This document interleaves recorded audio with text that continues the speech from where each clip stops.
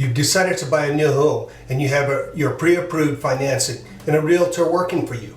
You've been searching online and getting good listings from your realtor. With a stack of prospective homes to look through, what questions should you be asking to make sure you're getting the right house for the right price? Stick around and I'll give you some key areas that every buyer should be researching. Hello, David Fiddler here from ERA Advantage Realty. Today I'm going to be discussing some key areas you should be researching when you're looking for a new home. And don't forget to hit the like button and the subscribe button to keep getting more information on buying and selling of homes. The first area is your location. What's the location like? What kind of crime rates? What types of crimes you're going to see in it? And a lot of this information you're not going to necessarily be able to get from the realtor, but you can go online and search either online or from local law enforcement agencies. They generally have that information readily available that you can get. It's supposed to be open source. Another source of information is talking to the neighbors.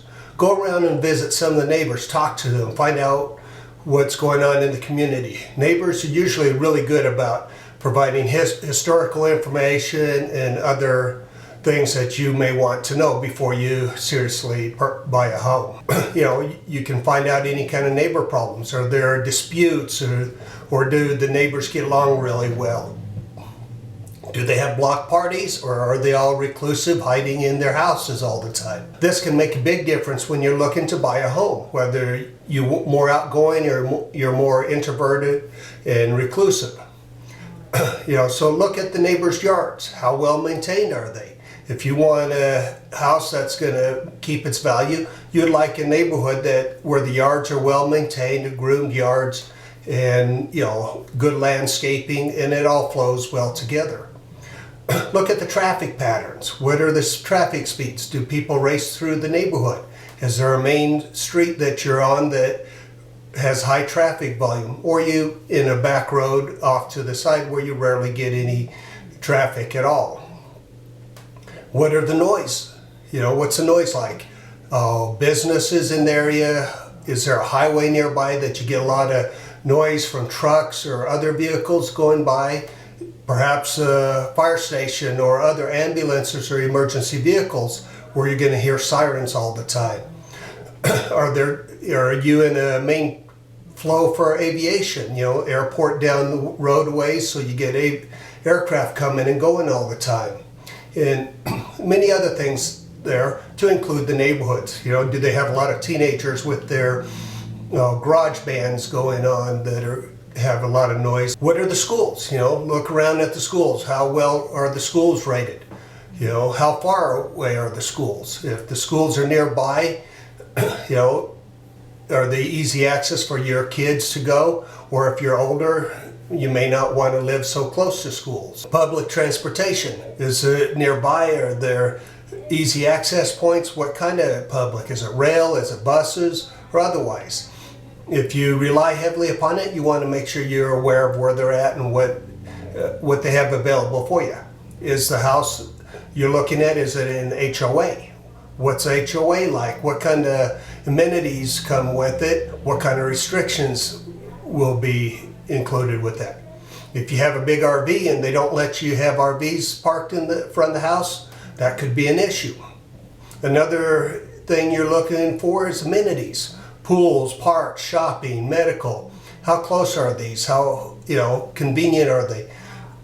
Are they, if you have a park out the back door, that can be good, but can also be bad, because then you get people traipsing back and forth that are looking into your yard.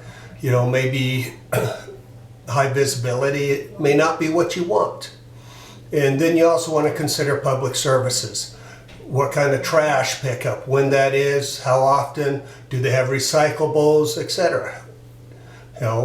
What's the road maintenance? If they haven't been in to maintain the road in 20 years, that could be an issue. If you live in an area with snow, what's snow requirements? Can you park on the street? Do you have adequate parking in your garage or in your driveway during the winter months to keep off it? What's a lighting like? Do you have effective street lights, or are you out where in between or where it's really dark, so you don't get the benefit of that. These are all considerations that you want to consider when you're looking for the location. The second thing you want to look at is the condition of the house. In most cases, you want to go with the home inspector before you close on any deal. A good qualified home inspection in person will make a very thorough inspection and will identify any potential problems that you may look at. Now, just because there's issues with the house doesn't mean that the house is off the table. Maybe you can use that as leverage to get a better price or work out some deals that way with the house. A lot of this is just making sure that the disclosures and the information is accurate and that there's no hidden bombs or hidden costs that you are going to end up inheriting or picking up on. You want to look at the age of the home. If it's an older home, how is it built? What kind of material was it built with? I mean, if you had an older home that the basis was an old log cabin, that could influence a lot of the construction, a lot of it. What kind of wiring, plumbing, has it been upgraded, or is it the original plumbing and wiring? A home that's 100 years old with original wiring could be a bit of an issue, especially nowadays. And if you have teenagers that have a high demand with their computers and game systems, etc. So you want to take that into consideration. Lead-based paint is an obvious one. Any home built prior to 1978 is required to have a lead-based paint disclosure. Now, they may disclose it, but you got to consider how effective has it been in covering it up. Is it going to be an issue? Because if the paint peels or gets chipped out, or if you work with anything in it, that could become an issue later on. So being aware of that is a key important. You're also looking for odd smells, odors. Are they being actively covered up? If you walk into a home to view it and they've got all kinds of air fresheners everywhere, that might be a red flag saying, hey, there's issues going on here. Are they trying to cover that up? And if they're trying to cover up, are they covering up more? So you want to investigate that. And you're looking for furnace, animals, smell, or mold, smoke. Do they vape? Do they have cigarettes in the house, etc.? Those types of things. Those can become issues or problems for you. Look at the condition of the doors and the windows. Are they upgraded? Are they worn out? Do they seal properly? Are they well insulated? Is the house on a septic, or is it on the city sewer? If it's on city sewer, how old is it and has it been checked? If it's an older home, you're going to want to have the sewer lines checked to make sure that they're sound and that they're not going to backflow on you or they're clogged up. If it's a septic system, when was it installed? What kind of system is it? An older system might be a problem. Newer systems generally have been properly tested and maintained. But you want to make sure that you're not going to buy a house with a septic system, move in, and a month later have to pump out the septic tank. Propane tank, if it's on propane or versus natural gas, there are issues that you want to check there. On a propane tank, how old is the tank? Are they leased or are they owned by the seller?